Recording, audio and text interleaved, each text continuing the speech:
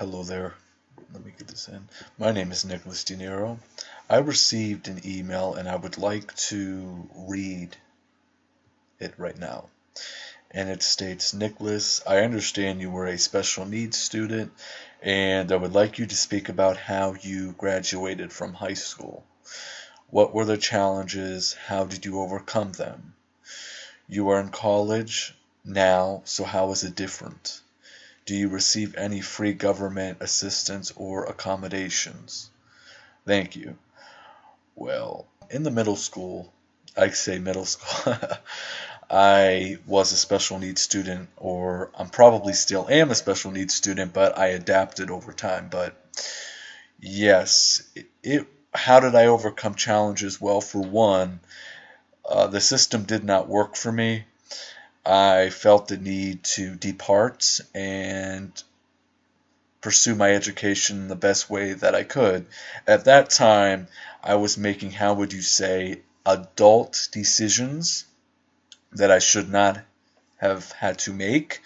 I should have had I don't know, a role model, a mentor in my life at the time to say, hey, this doesn't work for you. We're going to try to find something else.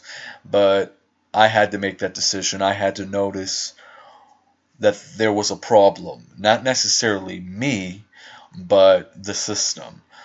Because around that time, and this is going back many years ago, special needs students were, how would you say, grouped in one classroom, and some of us were on different levels, and it was rather chaotic, at least in my eyes. So at that time, I said, okay, I need to withdraw from the public school system and get into something that is more designed for someone like myself. And that is when I enrolled into an online internet based high school, as I would like to call it. I can tell you this much: a lot of my, how would you say, teachers did not believe that I would be successful because of my record. I come from a poor educational background. Um, and that explains it all. That's what people will judge you by starting out, especially in high school.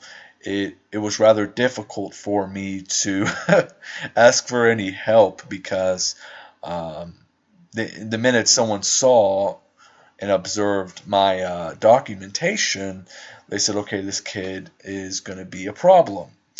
And that was the problem that young people are turned down because to me it's discrimination, but I'm not going to go there. But in any case, what I did was, I was genuinely interested in making a change in my life and being successful. And that is what happened.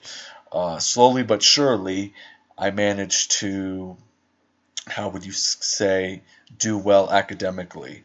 The first year was really difficult, and I remember this like it was yesterday because the change was just so difficult. I was so young and I did not know how things would turn out. So, but luckily, because I have a mind of my own and I beat to my own drum, as I would like to say, it was the best move I've ever made in my life. It really taught me how to be, independent, um, and just believe in yourself because we live in a system, even today, to where if you have your own opinion or if you want to do something that the majority does not agree with, there's always confliction. But there are times when you have to be strong, and sometimes you have to tell somebody, whether it's a teacher, professor, friend, parent, hey, this is what I'm going to do, and that's that. And that's what I did. But I said it to more than one person. So it was rather, and trust me, let me just say this. My family members did not believe that I would be successful at this. So I had a lot against me at such a young age. But I was, how would you say, very hard as a person at that time.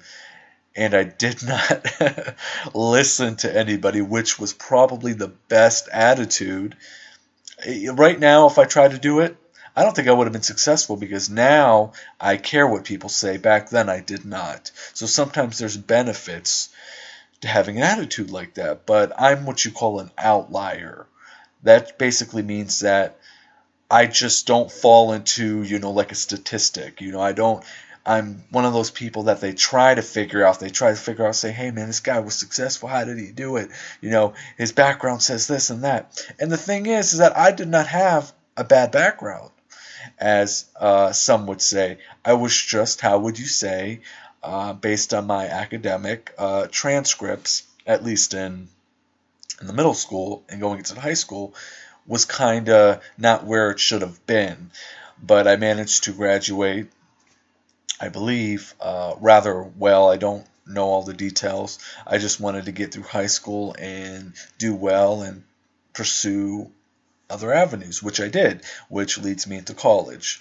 Wow. Just getting into the doors was rather difficult. I knew nothing when it came to the public system because, as you just discovered, I was homeschooled, so you kind of miss out on some things, and some things are new to you, or to me, I should say. So I enrolled, I did my own paperwork, excuse me,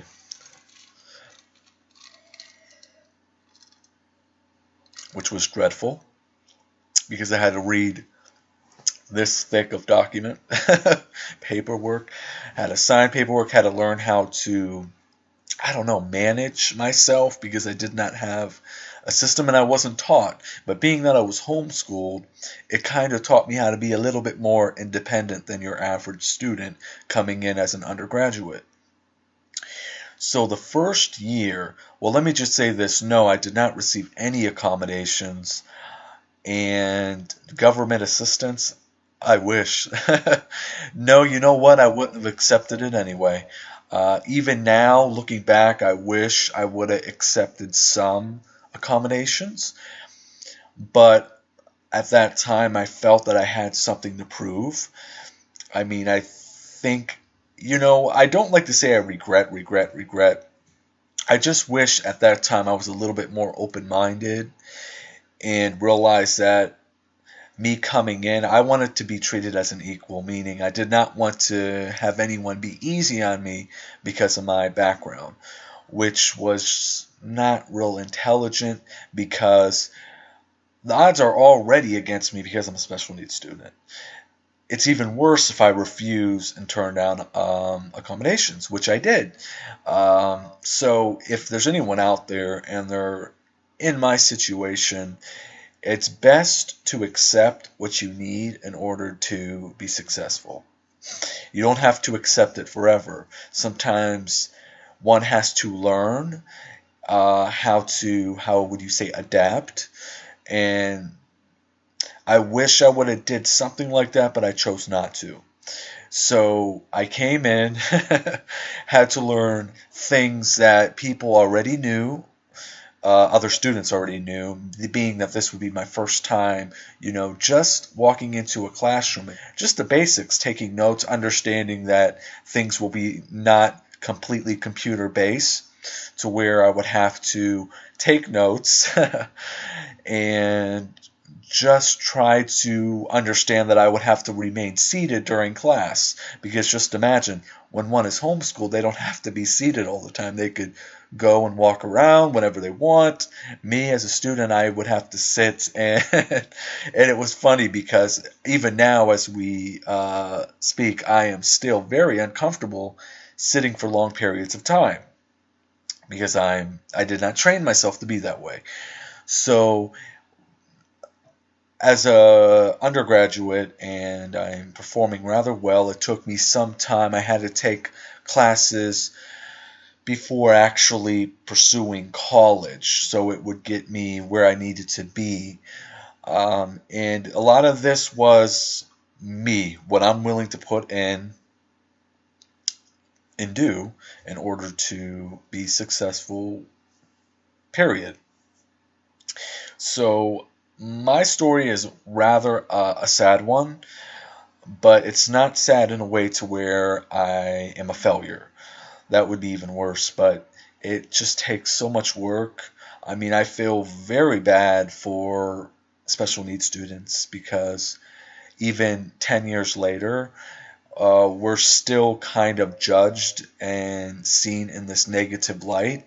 And once we become successful and graduate from high school and become a successful undergraduate student and move on, we're no longer looked at special needs anymore. I can tell you, I'm in college right now, and the minute I state that I had difficulties in high school and I was a special needs student, it's very hard for people to believe that now because, well, I don't exhibit whatever it is that people judge as being slow or not intelligent, and I'm seen as being an intelligent individual. So it's sad that we're still stuck as I don't want to say society, but as people, to where we are still very judgmental and disrespectful and ignorant, and some of us don't understand the challenges that one has to face if he or she is coming from, let's just say, a poor economic background, educational, um, etc. Because usually, and I'm not going to speak for everyone here, but people who have a poor economic background usually have the same with the educational.